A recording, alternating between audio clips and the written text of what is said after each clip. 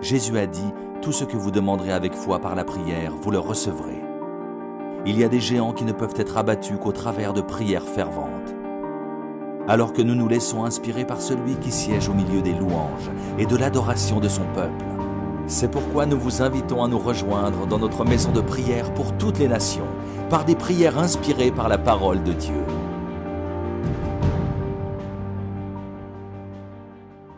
Bonjour et bienvenue dans cette émission Prière inspirée. Dans cette semaine qui est consacrée à la guérison divine, une semaine pour être guéri et guérir les autres. Et demain, nous allons parler à propos de comment on peut être une source de guérison pour les gens autour de nous. Et encore aujourd'hui, je crois que plusieurs personnes parmi vous avaient vraiment besoin d'expérimenter la présence de Dieu, cette guérison, la manifestation de la guérison. Nous savons que la guérison nous appartient, elle est à nous, c'est un cadeau de Dieu. Dieu veut qu'on puisse régner, il veut qu'on puisse croire sa parole. Et alors que nous croyons sa parole, nous croyons que nous avons reçu la guérison, alors cette guérison se manifeste, parfois instantanément, parfois cela va mettre un peu plus de temps, mais la guérison nous appartient, elle est à nous et elle se manifeste. Il y a parfois des obstacles à la guérison.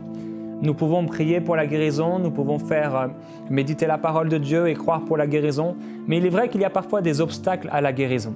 Et peut-être parmi vous, il y a plusieurs personnes qui n'avaient pas encore été guéries en manifestation, et c'est peut-être à cause de l'un de ces obstacles.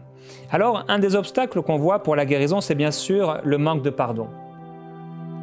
La Bible dit dans Marc au chapitre 11 et au verset 24, Jésus dit, c'est pourquoi je vous dis, tout ce que vous demanderez en priant, croyez que vous l'avez reçu, et cela vous sera accordé.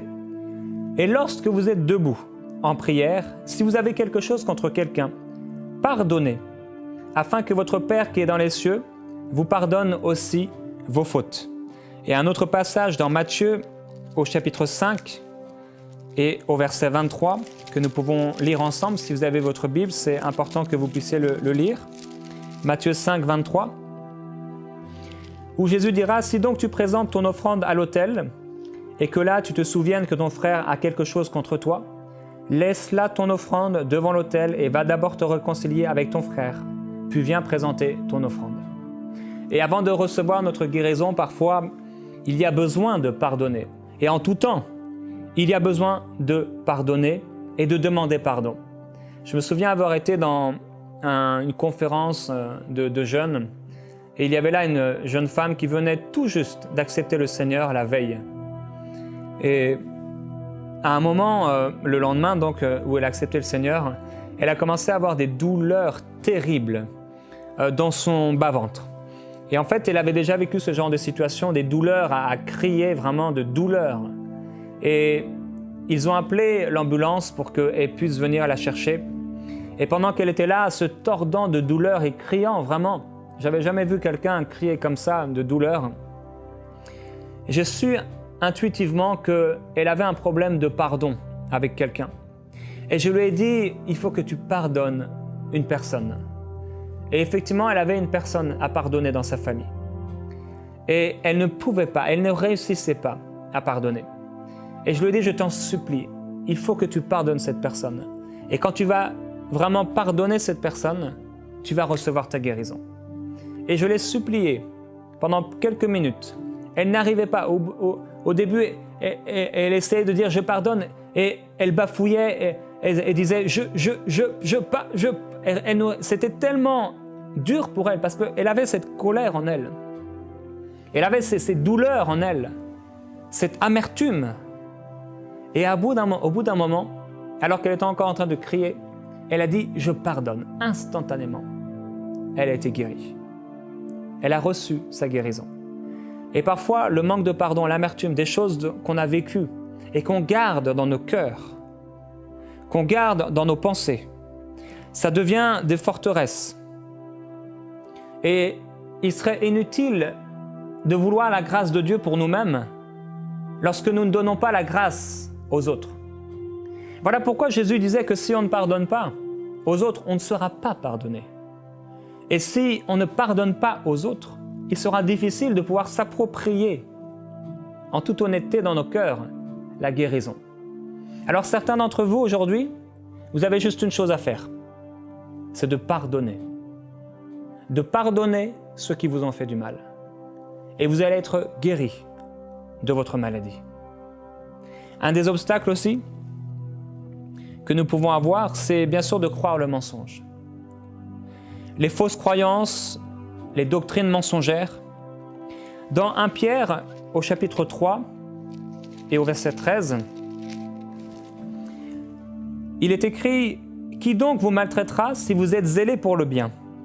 D'ailleurs, quand vous souffririez pour la justice, heureux seriez-vous. » Et là, des gens ont dit « Ah oui, mais la Bible dit qu'on doit être heureux dans la souffrance. » Ici, il est parlé de persécution, de maltraitance, alors que nous faisons le bien, des gens qui nous persécutent, soit avec leur langue, soit avec des coups. On ne parle pas de maladie. Au verset 17, il est écrit « Mieux vaut souffrir en faisant le bien, si telle est la volonté de Dieu, qu'en faisant le mal. » Ici, à nouveau, il ne nous est pas parlé de maladie, il nous est parlé de persécution. Et de persécution que nous pouvons vivre par exemple au travail. Jésus-Christ a dit, la parole de Dieu déclare que tous ceux qui veulent vivre pieusement en Christ seront persécutés. Et Jésus a dit que nous aurions des tribulations dans ce monde, mais gloire à Jésus-Christ, il a vaincu le monde. Et il y a cette doctrine vraiment mensongère qui nous dit que Dieu se plaît à faire tomber malades ses enfants. Et certains diront, oui, mais à un moment, rappelez-vous, dans 2 Timothée, au chapitre 4, au verset 20, l'apôtre Paul était là et il dit « J'ai laissé Trophime malade ». Il a laissé malade un homme et pourtant, c'était un homme de Dieu. Donc on voit bien ici que parfois Dieu nous veut dans la maladie. Mais j'ai envie de dire, mais est-ce que l'apôtre Paul est Dieu? Est-ce qu'il est Christ? Est-ce qu'il n'a jamais fauté? Est-ce qu'il a toujours réussi? Mais non. Il bronche et il a bronché, comme nous tous. Il a fauté et il a péché, comme nous tous. Et lorsqu'il est devenu de Saul à Paul, l'apôtre Paul, il n'est pas devenu un parfait, il n'est pas devenu un saint à 100%. Et il n'avait pas 100% de résultats. Jésus-Christ n'a jamais laissé quelqu'un malade quand il venait à lui. Jésus-Christ n'a jamais pris une maladie avec lui pour la donner à quelqu'un. Jésus-Christ n'a jamais fait ces choses-là. Alors, nous acceptons parfois des doctrines sataniques qui viennent tout droit du royaume de Satan, du royaume de Lucifer, celui qui a dit « Dieu a-t-il réellement dit ?» Et certaines personnes, elles acceptent cela et ça devient des forteresses dans leur tête. Elles ont du mal à recevoir la guérison parce qu'elles ont cru un mensonge qui avait, oh, il était si beau, il était si religieux. Il était couvert de religiosité, de la lettre qui tue, venu pour apporter la mort. Jésus-Christ a-t-il dit une seule fois « Je suis venu pour que mes brebis aient la maladie » Est-il venu pour dire « Je suis venu pour que mes brebis aient la mort » Il est venu pour que ces brebis aient la vie en abondance. Il dit « Je suis venu pour accomplir non pas ma volonté, mais la volonté de celui qui m'a envoyé. » Alors la doctrine « malade pour apprendre », malade à cause de Dieu, n'est pas du royaume de Dieu. Jésus dit « Je suis venu pour accomplir la volonté de mon Père qui est dans le ciel ». Si la volonté de Dieu était de nous rendre malades, alors Jésus sur la terre aurait amené des maladies, aurait imposé les mains aux gens, et les gens seraient devenus malades. S'il était venu accomplir la volonté du Père, et que la volonté du Père est de nous rendre parfois malades, parfois, il aurait imposé les mains sur les gens et les gens seraient devenus malades. Mais au contraire, non! Il imposait les mains aux gens qui étaient malades et ils étaient guéris. Et la Bible déclare qu'ils étaient tous guéris. Et nous n'aurions pas le temps de voir tous les passages où il est écrit que Jésus guérissait tous les malades et toutes les nombreuses guérisons qu'il a faites. Alors donc, Dieu ne nous donne pas une maladie et Dieu ne nous donne pas une maladie pour nous apprendre quelque chose. Job a été frappé non pas par Dieu, par Satan. Quelqu'un a dit « Dieu permet ce que nous permettons ». Et l'ignorance permet tellement de choses, tellement de difficultés, tellement de problèmes, tellement de maladies, tellement de péchés. Job a été attaqué par Satan. Et dans sa maladie, Job n'a absolument rien appris. Rien. La maladie ne nous enseigne rien. c'est la parole de Dieu et l'Esprit de Christ qui nous enseignent à travers les situations dans lesquelles que nous traversons. Dieu peut nous appeler Dieu peut nous parler par sa parole et son esprit quand tout va bien. Dieu peut nous parler par sa parole et son esprit quand tout va mal. C'est la parole de Dieu et l'Esprit de Christ qui nous enseignent. La maladie ne nous enseigne rien du tout. Et voilà pourquoi Job, à la fin, Dieu lui a dit « Mais qui est celui qui obscurcit mes desseins ?» Il n'avait rien compris. Job n'avait rien compris et ses amis non plus n'avaient rien compris. Et quand Dieu va commencer à lui parler par son esprit, alors il dira « J'avais entendu, mais je n'avais pas vu. Et maintenant, j'ai entendu et j'ai vu. » Lorsque Dieu a commencé à lui parler, Job a commencé à comprendre. Et c'est quand Dieu nous parle par sa parole, quand il nous dit que par ses meurtrissures nous avons été guéris, nous commençons à comprendre que c'est la vérité. Nous commençons à comprendre l'amour véritable de Dieu. Alors quand les malades se sont approchés de Jésus, il n'a jamais réfléchi. Il n'a jamais dit « Non, ce n'est pas ma volonté, continue à souffrir ». Et même devant cette femme, alors qu'il était venu au début pour les brebis perdues d'Israël, cette femme qui était, je crois, syrophénicienne, elle est venue. Elle n'avait pas le droit. Et pourtant, elle-même a reçu sa guérison. Alors, pas une seule fois, Jésus n'a dit à quelqu'un « Tu dois rester dans cet état-là pour apprendre quelque chose ». Il y a donc des obstacles. Et si vous avez cru que Dieu voulait que vous puissiez passer par là, vous ne pouvez pas recevoir votre guérison si vous continuez à croire cela. Mais il faut accorder vos pensées avec la pensée de Dieu, avec la pensée de celui qui a écrasé son Fils, celui qui a donné son Fils au monde et le monde l'a livré à la croix, l'a livré à des souffrances. Il vous faut croire ce Dieu qui a donné son Fils unique afin que quiconque croit en lui ne périsse pas, mais qu'il ait la vie éternelle, la vie et la vie en abondance.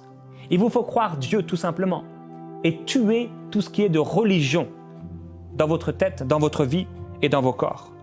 Parfois aussi, bien sûr, l'incrédulité, le fait de ne pas croire la parole. Et la Bible nous dit dans Jacques au chapitre 1 et au verset 19, « Sachez-le, mes frères bien-aimés, ainsi que tout homme soit prompt à écouter, lent à parler, lent à la colère, car la colère de l'homme n'accomplit pas la justice de Dieu. » C'est pour ça qu'il ne faut jamais nous mettre en colère dans la maladie. C'est pourquoi, rejetant toute souillure, donc toute maladie, tout ce qui n'est pas bon, tout le péché et tout excès de méchanceté, recevez avec douceur la parole qui a été plantée en vous et qui peut sauver vos âmes. Cette parole peut sauver vos âmes. Et alors que vos âmes sont sauvées, ce salut se manifeste dans vos corps. Pratiquez la parole et ne l'écoutez pas seulement en vous abusant par de faux raisonnements. Il y a tellement de faux raisonnements dans l'Église par rapport à la guérison divine. Et pourtant, la parole était tellement simple. Voilà pourquoi un enfant, juste en lisant les évangiles, en voyant un film sur Jésus, peut arriver à une conclusion. Jésus veut guérir tout le monde. Jésus est bon. Dieu est merveilleux.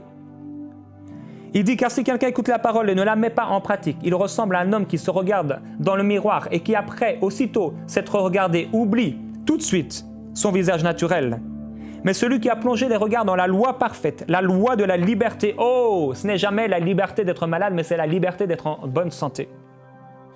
Et qui persévère, nous avons parlé de la foi et de la persévérance, non pas en l'écoutant pour l'oublier, mais en la pratiquant activement, celui-là sera heureux dans son action même. Et je déclare au nom de Jésus-Christ que vous êtes heureux alors que vous prenez la parole de Christ et que vous commencez à la pratiquer, que vous commencez à la parler, que vous commencez à la déclarer, que vous commencez à marcher dans les promesses de Dieu.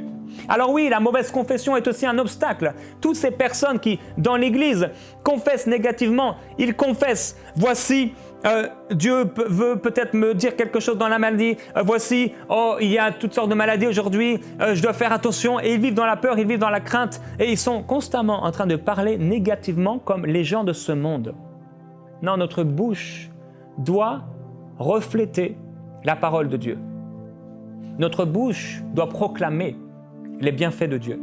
Notre bouche, et dans notre bouche doit se trouver le oui et amen en Dieu. L'un des obstacles aussi, c'est le péché, bien sûr. Et il y a des exemples de péchés, le concubinage, les relations sexuelles hors mariage, mais aussi des péchés réguliers et constants, dont on peut être délivré, mais on refuse d'être délivrés.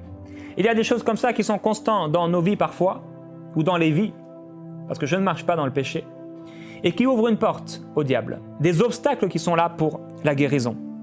La Bible déclare dans Jean, au chapitre 5, au verset 14.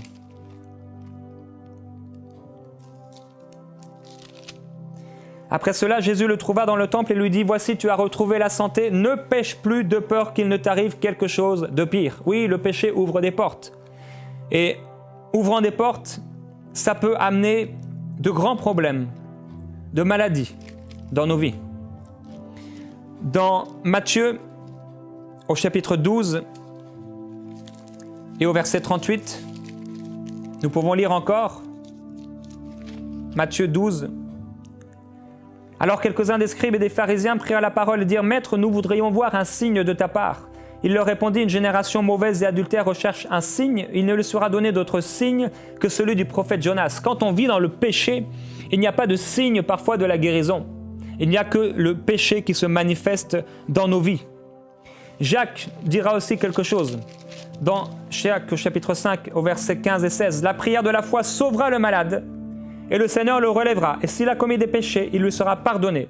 Confessez donc vos péchés les uns aux autres et priez les uns pour les autres afin que vous soyez guéris. » Quand nous confessons nos péchés, Dieu est fidèle, il est juste et bon pour nous délivrer du péché, pour nous pardonner de tout péché et de toute iniquité et nous présenter devant lui comme un être saint.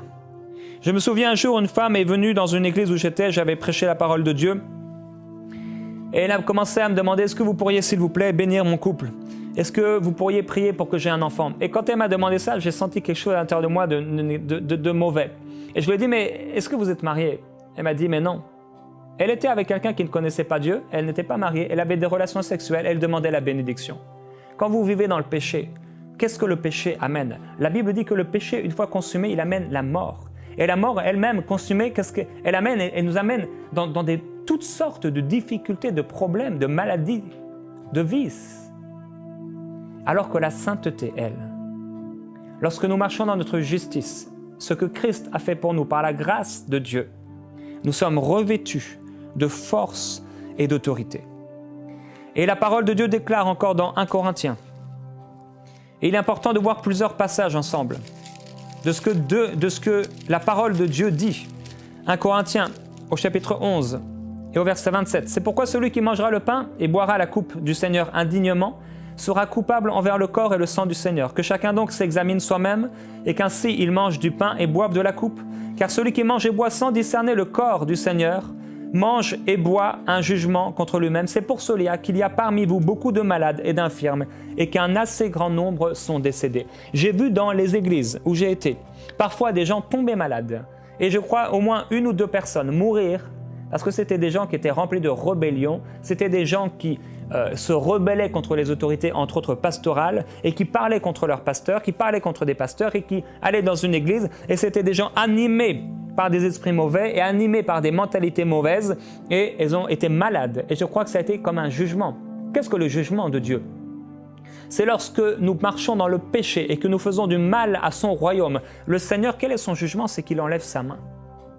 Il y a une protection qui s'en va de nos vies, non même pas à cause de lui, mais à cause de ce que nous disons avec nos bouches, de ce que nous faisons avec nos attitudes. Et bien sûr, le diable vient et il prend tout ce qu'il peut prendre. Mais gloire à Jésus-Christ. La confession de nos péchés, la véritable repentance, nous ramène dans une position de justice où le diable ne peut pas nous toucher. Dans Jean, au chapitre 3, au verset 14 et 15, il nous est écrit que Christ est venu comme Moïse, qui était là, dans le désert, qui a élevé le serpent. Et nous avons parlé de regarder à Christ. Et ce passage se trouve dans Nombre, au chapitre 21, et au verset 4. Il est écrit que le peuple s'impatienta, au verset 5, en route, parla contre Dieu et contre Moïse. « Pourquoi nous avez-vous fait monter hors d'Égypte pour que nous mourions dans le désert, car il n'y a point d'eau et il n'y a point de pain, et nous sommes dégoûtés de ce pain méprisable. » Alors l'Éternel envoya, et ici c'est un verbe permissif, l'Éternel permit qu'il y ait contre le peuple des serpents brûlants. Ils mordirent le peuple et il mourut beaucoup de gens en Israël. Le peuple se rendit auprès de Moïse et dit « Nous avons péché, car nous avons parlé contre l'Éternel et contre toi. Prie l'Éternel afin qu'il éloigne de nous ces serpents. » Moïse pria pour le peuple. L'Éternel dit à Moïse, « Fais-toi un serpent brûlant et place-le sur une perche. Quiconque aura été mordu et le contemplera conservera la vie. » Moïse fit comme un serpent de bronze, il le plaça sur une perche, et si quelqu'un avait été mordu par un serpent et regardait le serpent de bronze, il conservait la vie. Oh, gloire à Dieu, parce que même lorsque nous avons fait le mal, quand nous avons été le pire des pécheurs, et que nous venons auprès de Dieu pour trouver miséricorde et grâce, nous recevons miséricorde, grâce, privilège et bénéfice. Nous recevons guérison, joie en lui. Nous recevons la guérison. Oh, il est le Seigneur qui nous guérit. Il y a aussi un obstacle, c'est de ne pas vouloir être guéri. J'ai vu des gens s'approcher pour apparemment recevoir la guérison. Ils ne voulaient pas recevoir la guérison. Un jour, une femme dans une église où j'étais, cette femme ne pouvait pas, elle avait du mal à marcher, elle se traînait avec des béquilles constamment. Et je percevais quelque chose, je percevais qu'elle ne voulait pas recevoir sa guérison. Et un jour, j'ai prêché par rapport à la guérison, j'ai fait un appel, elle s'est approchée. Alors que je voulais prier pour elle, pour la guérison, je lui ai dit, mais est-ce que tu veux être guéri totalement ou juste? Parce qu'elle commençait à me dire, je veux que le Seigneur me fasse du bien, mais est-ce que tu veux que le Seigneur te guérisse totalement? Et elle m'a dit, non, je ne veux pas être guéri totalement parce que qu'est-ce que je vais devoir faire si je suis guéri? Je vais devoir retrouver un travail. Et il y a tellement de gens comme ça. Il y a des obstacles dans nos vies à la guérison. Mais aucun de ces obstacles n'est assez fort lorsque nous nous repentons et que nous revenons auprès du Seigneur. Jésus a dit de lier l'homme fort dans Matthieu 12, 29.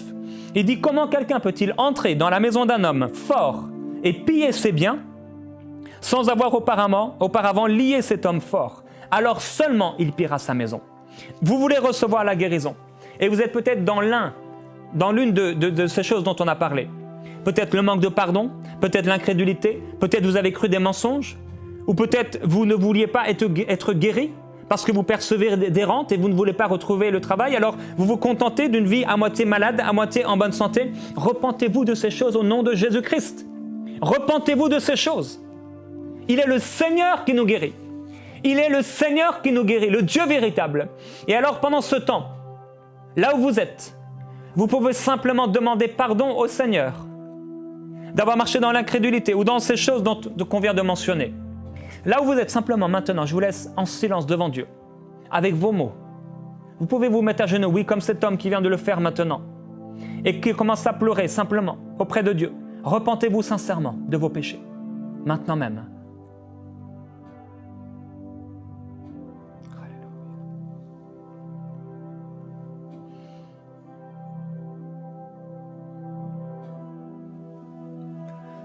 Il vous guérit. La prière fervente du juste a une grande efficacité. Alléluia. Approchez-vous du trône de la grâce pour obtenir miséricorde. Venez auprès de Christ, l'avocat, qui plaide pour vous, qui intercède pour vous. Au nom de Jésus, si vous avez demandé pardon au Seigneur, vous êtes pardonné maintenant. Oh, vous êtes pardonné maintenant. Recevez votre guérison maintenant. Recevez votre guérison maintenant. Au nom de Jésus, j'ordonne à tout esprit impur, tout esprit de maladie, de quitter les corps, à toute maladie, de quitter ce corps maintenant. Au nom de Jésus, je t'ordonne, maladie, de quitter ce corps maintenant. Tu n'as plus aucun droit dans la vie de cette personne. Elle a été justifiée par Christ.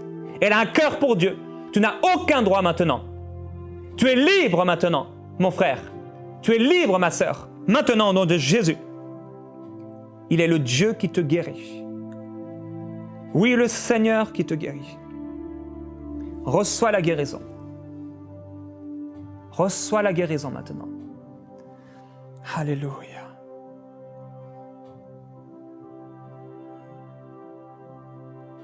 Oh, tu peux chanter ce chant si tu le connais. Oui, le Seigneur qui te guérit. Alléluia. Alléluia. Tu envoies ta parole, Seigneur, pour guérir les maladies. Toi, le Seigneur, tu guéris. Alléluia. Je déclare qu'il est le Dieu qui te guérit Oui, le Seigneur te guérit. Il envoie sa parole pour guérir tes maladies. Oh, oui, lui le Seigneur, il te guérit. Reçois la guérison. Il est le Dieu qui te guérit. Oui, le Seigneur qui guérit. Il envoie sa parole pour guérir tes maladies. Lui, le Seigneur, il te guérit. Alléluia. Reçois cette guérison. Dans le nom de Jésus, reçois cette guérison. Oh oui, cette semaine est pour toi. Cette semaine est pour toi. Tu reçois cette guérison dans le nom de Jésus. Tu es en pleine et parfaite santé. Par la grâce de Dieu. Toi, le Seigneur, tu me guéris. Disons ensemble, tu es le Dieu qui me guérit. Tu es le Dieu qui me guérit.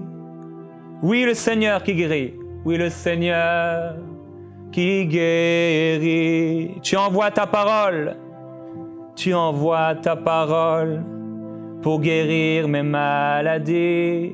Toi, le Seigneur, tu me guéris. Alléluia. Il te guérit. Ô Seigneur Jésus-Christ, tu es le Dieu qui guérit. Tu nous guéris, Seigneur, de toutes nos maladies. Tu es le Seigneur qui me guérit. Oh, Jésus-Christ, tu viens pour me guérir. En toi, Seigneur, je suis guéri. Oh, sois guéri maintenant, mon frère, ma sœur. Reçois la guérison, elle t'appartient. Il est le Dieu qui te guérit. Au nom de Jésus, je déclare que vous êtes guéris. Dans le nom de Jésus-Christ, je le déclare. Vous êtes guéris. Nous avons reçu beaucoup de sujets de prière. Beaucoup de personnes, et on aura l'occasion de prier pour vous. Je déclare la guérison pour Franciane, pour Samuel qui a un enfant avec des retards. Je déclare la guérison pour Jocelyne. Je déclare la guérison pour France atteint de fibromyalgie. Tu es guéri maintenant pour Mathéo, de leucémie, pour une dame de 70 ans qui a un problème d'hernie. Pour Victor, on a déjà prié pour lui, pour l'épilepsie, nous proclamons la guérison. Pour un monsieur qui a un glaucome, soit guéri au nom de Jésus. Pour Déborah qui est dépressive, nous déclarons sur elle la joie du Seigneur. Pour Stéphane qui est en dépression, la joie du Seigneur pour toi, mon ami. Pour Janine qui a atteint de la maladie d'Alzheimer, au nom de Jésus, aucun Alzheimer dans le royaume de Dieu. Au nom de Jésus-Christ, sois guéri maintenant. Pour une petite fille qui est atteinte d'autisme, l'autisme n'appartient pas au royaume de Dieu. Nous déclarons pour toi, jeune fille, que tu es guérie dans le nom de Jésus-Christ. Pour Ézéchias qui a une tumeur au tronc cérébral, nous déclarons que cette tumeur disparaît dans le nom puissant de Jésus-Christ. Reçois la guérison. Pour Ismaël qui a atteint aussi d'autisme, nous proclamons le règne de Dieu dans son corps, dans ses pensées, dans son âme, au nom de Jésus. Pour Rebecca qui a atteint de drépanocytose, au nom puissant de Jésus-Christ, cette drépanocytose s'enlève et s'écarte de ta vie. Dans le nom de Jésus, je proclame la gloire de Dieu sur Rebecca. Au nom de Jésus, je déclare pour Jonathan, pour Luc, pour Dominique, pour Martine, la guérison. Que Martine, tu es guérie au nom de Jésus. De cette ostéoporose, tu es guérie au nom puissant de Jésus. De cette rhinopharyngite, tu es guérie dans le nom de Jésus. Marie qui est à l'hôpital depuis plus d'1 mois, tu es guérie. Toi qui vomis tout, qui n'arrive plus à manger, qui n'arrive plus à t'hydrater, sois guérie dans le nom de Jésus maintenant. Je déclare la guérison pour Philippe, pour Emmanuel, pour Laure, pour Carole, pour cette femme qui est en Suède, pour Marie-Thérèse, pour Nicolas. Au nom de Jésus, soyez guéris de dystrophie, de diabète, du syndrome de Richardson, de cette maladie génétique, de cette anorexie, de cette épilepsie, de ce diabète. Quelle que soit votre maladie, soyez maintenant guéris. Dans le nom de Jésus, le Seigneur vous guérit maintenant. Je le déclare au nom puissant de Jésus-Christ. Ô merveilleux Saint-Esprit, viens régner dans ces corps maintenant. et manifester le règne du Dieu vivant, la gloire de celui qui opère tout en tous, selon ta volonté, et nous la connaissons, la santé divine, le bien-être pour l'éternité. Au nom de Jésus-Christ, je le déclare, recevez, croyez que vous l'avez reçu. Au nom de Jésus, vous êtes guéris. Envoyez-nous vos sujets de prière à prière@enseigne-moi.com.